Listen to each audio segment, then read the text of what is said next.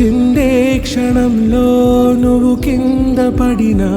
ఉంటావు నా మీదనా నీ చెంతే రెండు చెవులుంచి బయలెల్లనా ఏ మాట నీ నోట మోగించిన వెను వింటే వింటానే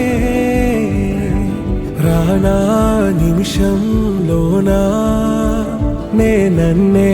వదిలేసైనా